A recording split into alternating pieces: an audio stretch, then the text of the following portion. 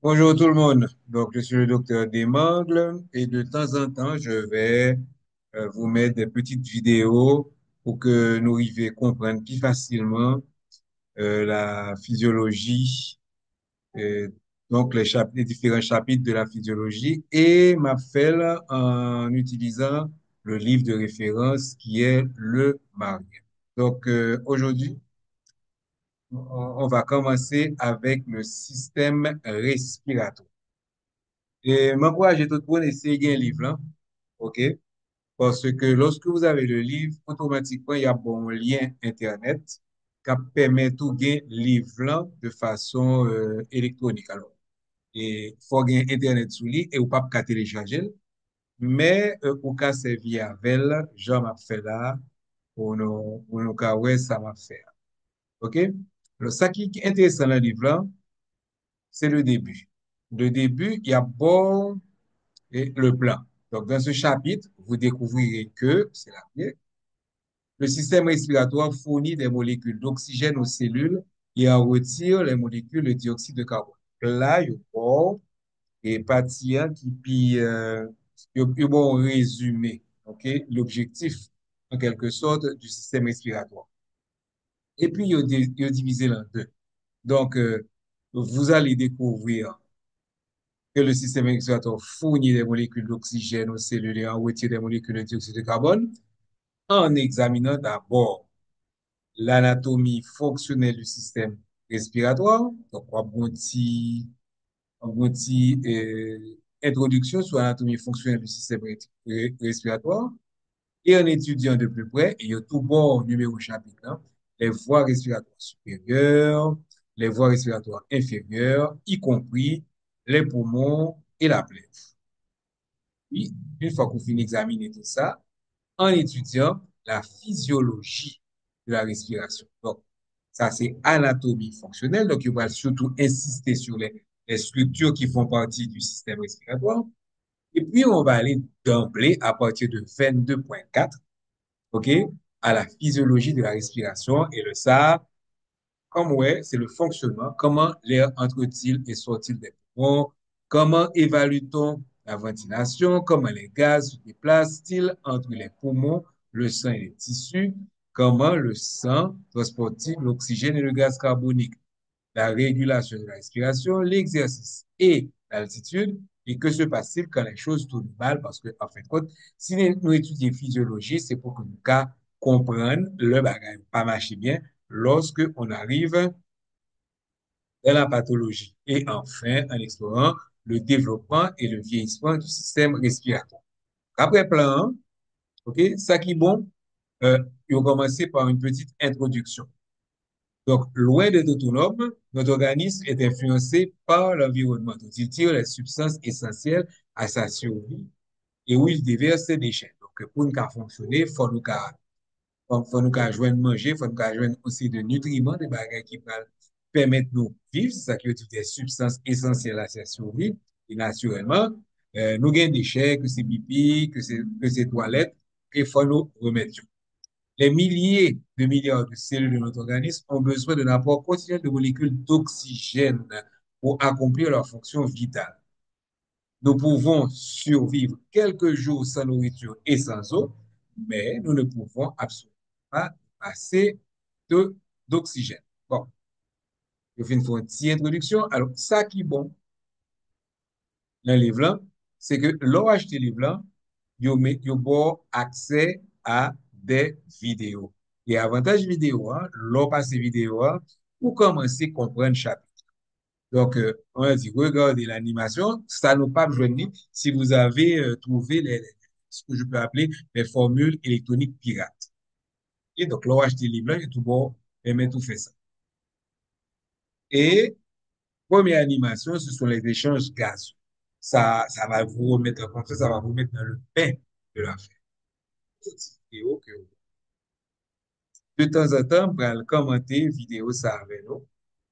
Et parce qu'il y a des symboles que je suspecte que il y a plusieurs d'entre nous qui pas au courant de symboles ça. L'université à l'étranger, ok, suit ce qu'on a fait à l'école, ce qui n'est pas toujours vrai avec l'Université haïtienne. Donc, on commence vidéo. Attends.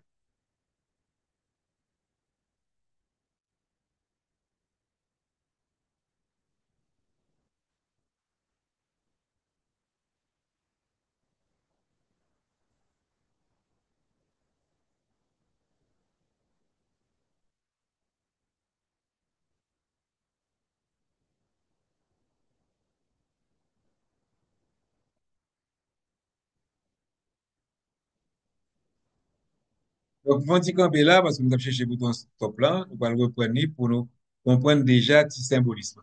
Donc, déjà là, il parle de leur inspiré, leur expiré, et bon symbole que vous mettez. Là, où est deux petits boules rouges ensemble, et là, où est un boule rouge, deux petits boules rouges, mais la mi-temps, une boule noire. Donc, les boules rouges représentent les atomes d'oxygène. Et boule noire représentait gaz carbonique. Donc, ça, c'est déjà symbolisme du schéma. Donc ça, c'est une molécule d'O2, tandis que ça, c'est une molécule de CO. On continue.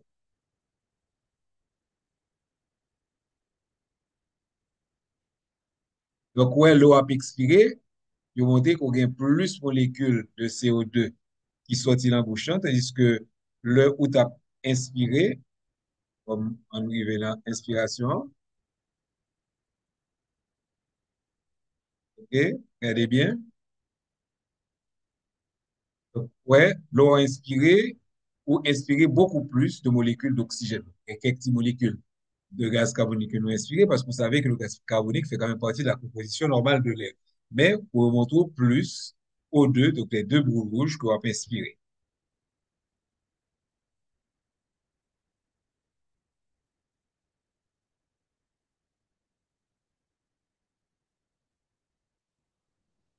Donc, on y a, nous parle d'un mécanisme de la respiration.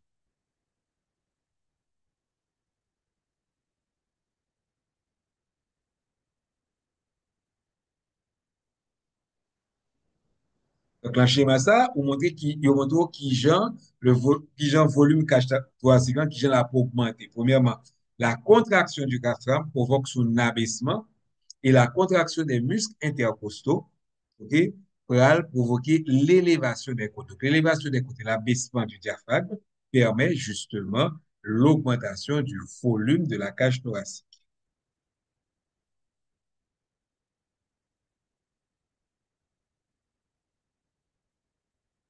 Donc, effet contraire à l'expiration qui s'est passé, le diaphragme se relâche et il remonte, les muscles intercostaux s'affaissent, se relâchent aussi et automatiquement, les côtes descendent, ce qui diminue le volume de la cage thoracique. Donc, première notion, le volume de la cage thoracique augmente lors de l'inspiration et diminue lors de l'expiration.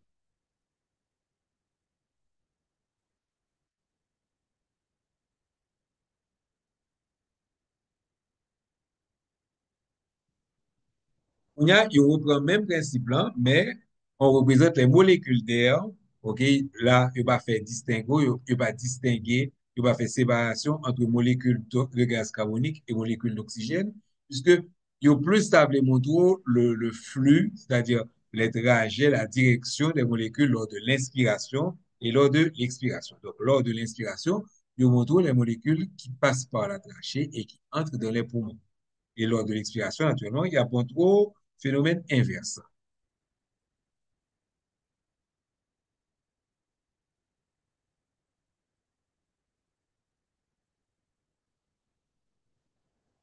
Il y a un trajet de l'air dans les poumons.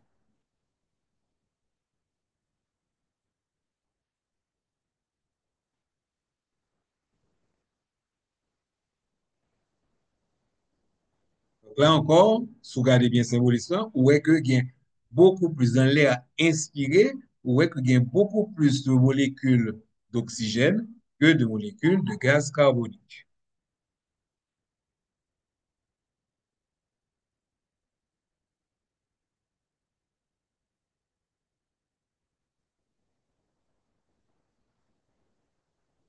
Échange gazeux.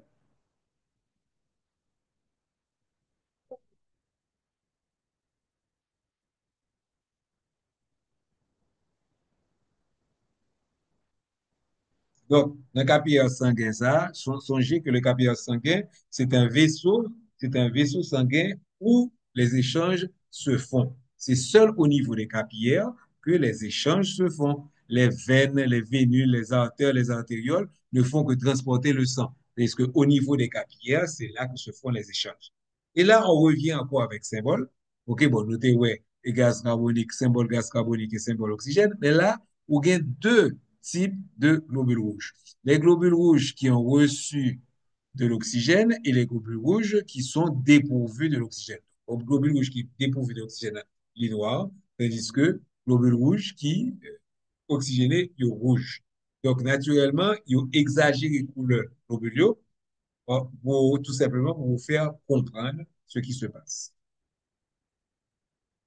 Donc, au fur et à mesure que globule pral pour oxygène, la ville rouge, là, nous, est que li noir, là, il commence à y avoir quelques petits bagages rouges sous lui, là, il y a plus de rouge jusqu'à ce que le vin rouge. Vous voyez, on parle, ouais, qui j'aime, bah, ça, qui j'aime mécanisme ça, fait.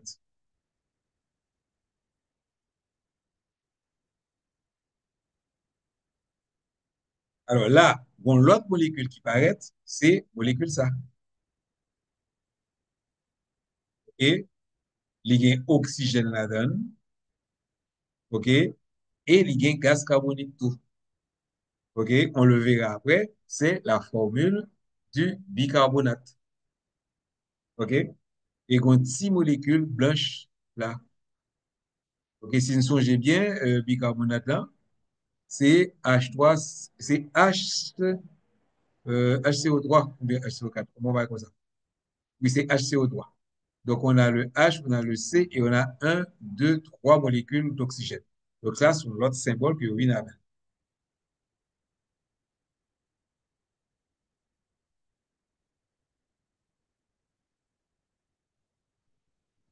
Donc, nous avons gaz carbonique a sorti et nous avons oxygène qui a entré. Et au fur et à mesure oxygène a entré, globule là, il devient rouge.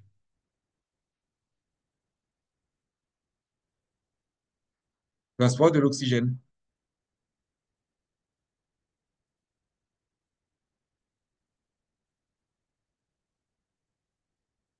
Donc, il y a déjà d'eau que hémoglobine, nan, c'est une protéine qui gagne un, deux, trois, quatre sous-unités.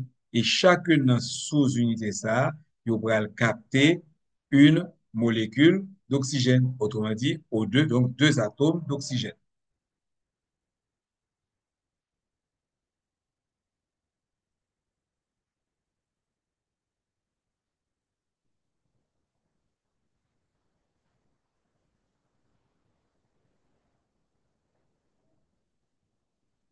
Là, on montre ouverture dans le cœur et là, nous sommes dans le ventricule.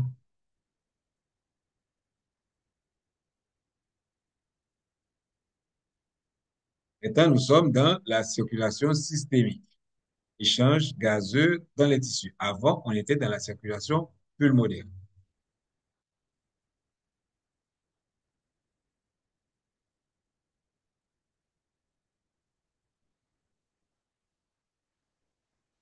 Donc, symbolique encore, bon, ici, ou bien le, le capillaire, donc le vaisseau qui permet de faire les échanges, et là, il montre une cellule. Et cellule type que vous montrez, c'est une cellule musculaire. On voit les stries. Vous songez, dans le muscle strié, justement, il y a des stries, nous le voyons muscle. Et on montre d'emblée un organe qui est assez important, et c'est l'organe qui est le siège de la respiration, c'est la mitochondrie. Tout montre mitochondrie, ça. Et lorsque la mitochondrie prend l'oxygène, elle va produire de l'ATP. Et c'est ATP que on montre petit étoile jaune, ça.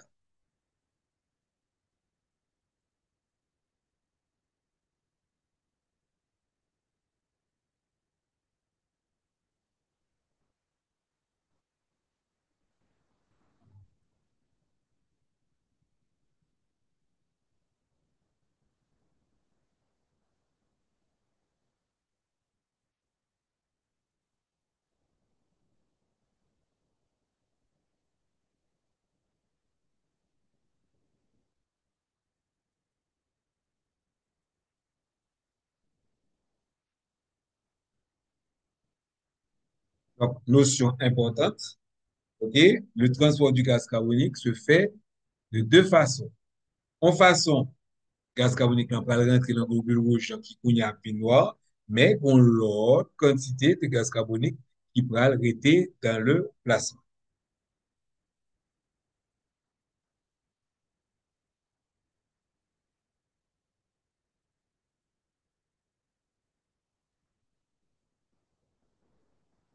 OK?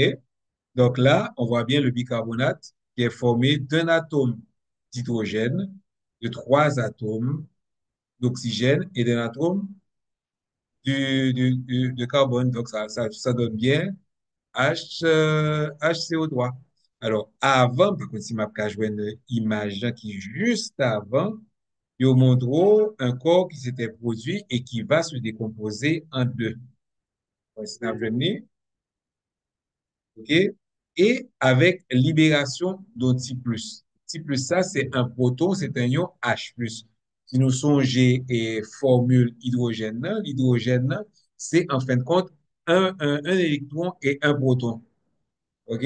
Donc, nous avons ici un corps qui a libéré un proton. C'est ça qui fait qu'il y a un moto H+. Donc, est-ce que, on regarde ici, m'ka joindre P plus en avant pour nous, ouais.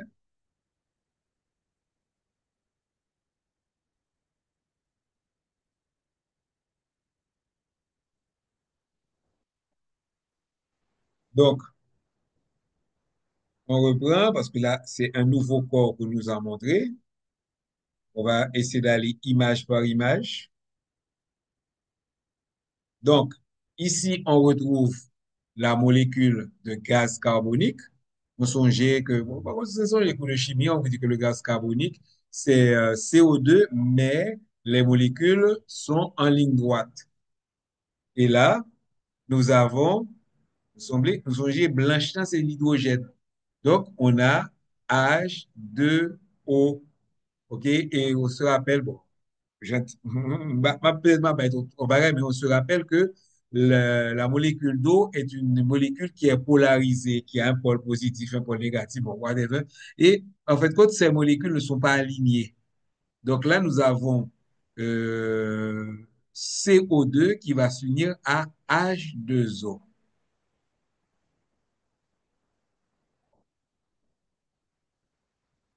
Et automatiquement, les former, ça forme euh, de l'acide carbonique qui automatique et qui tout de suite va le décomposer en HCO3 avec libération d'un proton H+.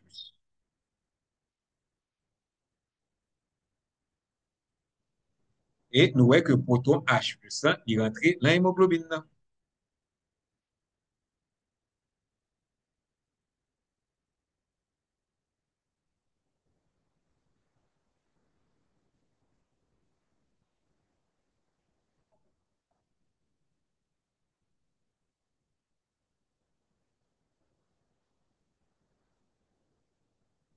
Donc, gaz carbonique, là, il est alvéole. Et maintenant, on va voir qu'est-ce qui arrive avec le bicarbonate. OK, le HCO3.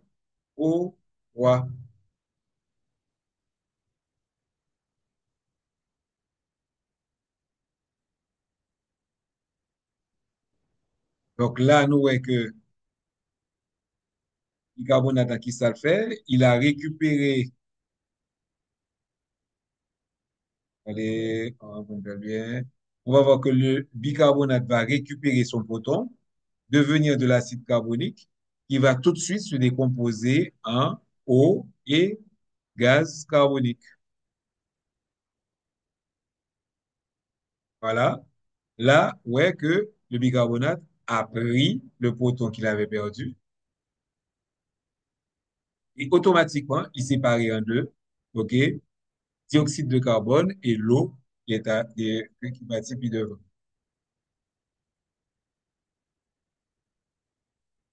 Deuxième dioxyde de carbone qui est libéré, c'est ça qui fait partie de l'hémoglobine.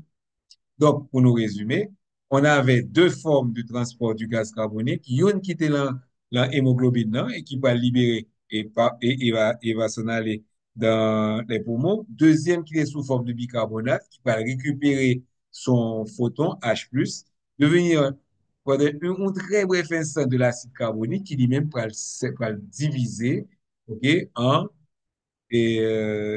gaz carbonique et de l'eau.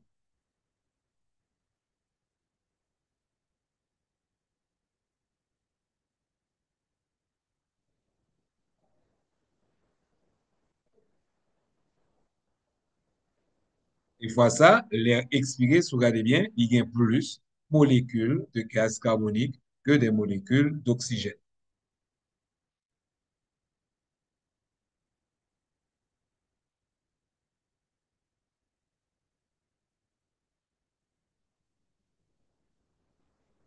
Voilà. Donc, c'était une diapositive, une vidéo assez intéressante, mais comme vous voyez, elle utilise des symboles et symboles de molécules que nous avons pour oxygène et gaz carbonique. Bon, nous supposons que y a certains d'entre nous qui jouent.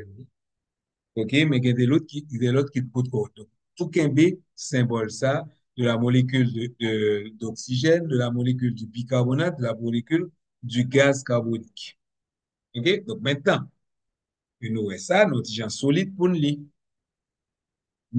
On est toujours dans l'introduction. Hein. Songez que je t'ai mis l'introduction, il n'y a pas de aucun chiffre, il te dit la donne en examinant, d'abord en examinant l'anatomie fonctionnelle du système respiratoire. Donc, c'est là que nous y sommes. Et si nous voulons qu'un et ça n'a étudié, il faut nous pas oublier plan. Donc, à mesure qu'elles consomment de l'oxygène, les cellules doivent libérer le dioxyde de carbone qu'elles produisent. Elles engendrent également de dangereux radicaux libres, sous-produits qui constituent le tribut inévitable à payer pour vivre dans un milieu riche en oxygène. Donc, tout est bel qu'il y a les radicaux libres. Comment est-ce qu'on va s'en débarrasser? On le verra dans un autre chapitre. Et la principale fonction du système respiratoire est de fournir l'oxygène à l'organisme et de le débarrasser du CO2. Cette fonction fait intervenir au moins quatre processus qui sous-tendent la respiration. La figure 22.1 décrit ces processus. Bon, son l'autre bail que je remets dans le livre, ça, c'est que chaque fois que vous finissez un bagage, automatiquement, il y a un schéma qui résume tout le texte. Donc, première chose, de quoi parle le schéma? On va voir dans la légende, où il y aurait figure 21.1, la respiration comprend quatre processus. Donc, c'est quatre processus. On nous joint 1, 2, 3, 4. Les quatre processus de la respiration, ouais, 1, ventilation pulmonaire, communément appelée respiration. 2, respiration externe. 3, transport des gaz respiratoires. Et en fait, point 4, respiration interne. Donc, on arrive là, 1. Et il y a tout montre de quoi il s'agit. Donc, ventilation pulmonaire, communément appelée respiration. La ventilation comprend l'inspiration et l'expiration. Ça fait qu'on a deux flèches. Flèche en bas, c'est inspiration. Flèche qui est vers le haut, c'est l'expiration. Et au expliquons. L'inspiration fait entrer l'air dans les poumons, l'expiration fait sortir l'air des poumons, flèche en haut, flèche vers le haut. 2, respiration externe. L'oxygène diffuse des poumons vers le sang. L'oxygène diffuse des poumons vers le sang. Il devient rouge. Et ça se fait au niveau des capillaires. Okay? Le CO2 diffuse du sang vers les poumons. Donc, CO2 toujours au niveau des capillaires. Soit des capillaires vont vers les poumons. Ça, c'est la respiration externe. 3, transport des gaz respiratoires.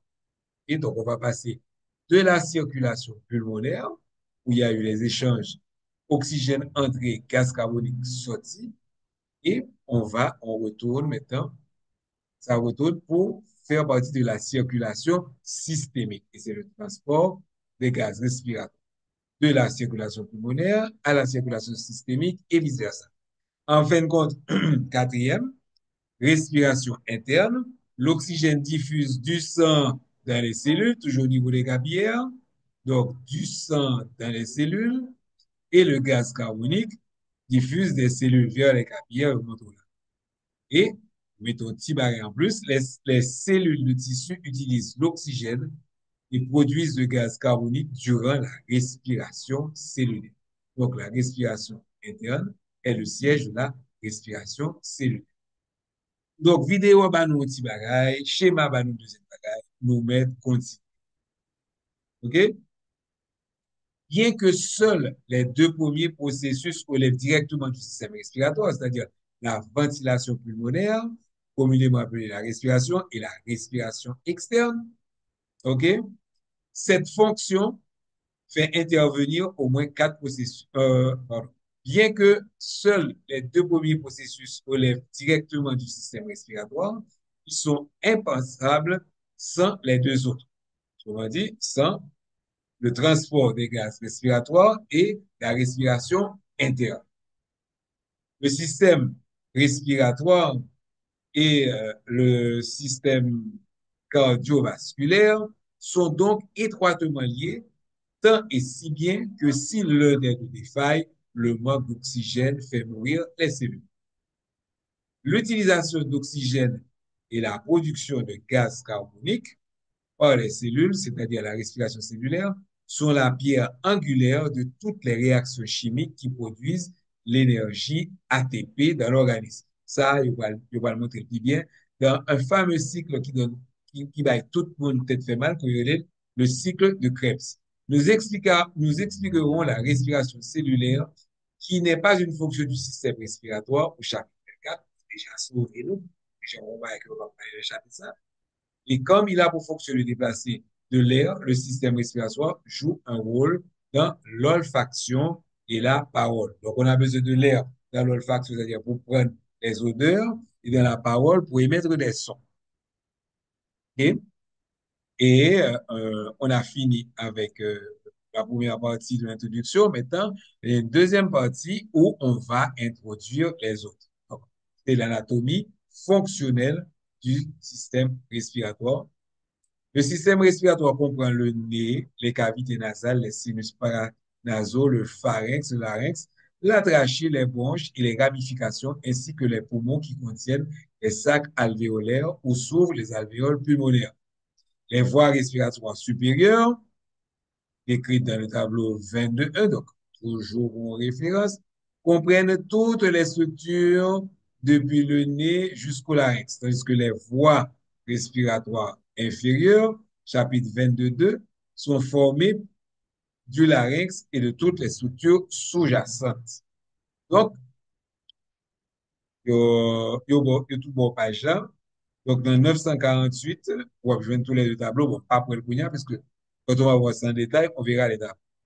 À ces organes, certains auteurs ajoutent les muscles respiratoires, le diaphragme. Nous traiterons le rôle des muscles squelettiques dans la modification du volume qui favorise la ventilation, mais nous ne continuerons de les classer dans le système musculaire. Donc, on va voir une partie, et ouais, contraction du diaphragme, contraction des muscles intercostaux. C'est ça seulement que on parle. Donc, ça, c'est deuxième partie, là, c'est anatomie fonctionnelle du système respiratoire. On a fini avec la première introduction. On y a anatomie fonctionnelle du système respiratoire, deuxième petite introduction, qui tout bon le plan. Et donc, le plan, nous avons les voies respiratoires supérieures, là, et les voies respiratoires inférieures. Et lorsqu'on va continuer dans la prochaine vidéo, donc, on va donc voir les voies respiratoires supérieures. Et donc, m'a fini première partie ça là, ok? Et je vous dis donc au revoir et à la prochaine vidéo.